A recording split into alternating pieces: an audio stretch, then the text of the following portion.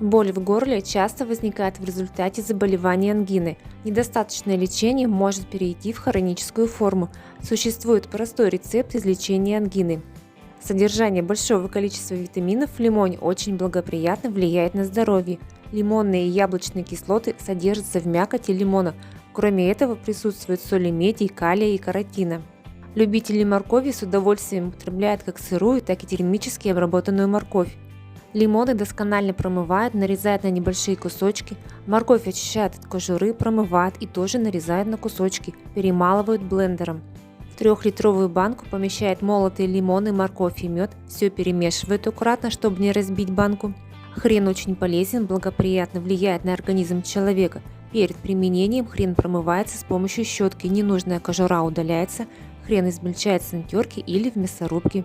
В небольшую банку выкладывают перемолотый хрен и заливают 150 грамм водки, перемешивается смесь лопаткой до однородной массы. При работе с хреном обязательно наденьте защитные очки, чтобы не было раздражения слизистой оболочки глаза.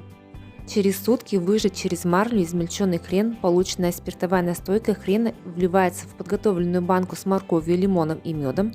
Банка плотно закрывается крышкой, ставится в прохладное место в шкафчик или тумбочку на 3 недели.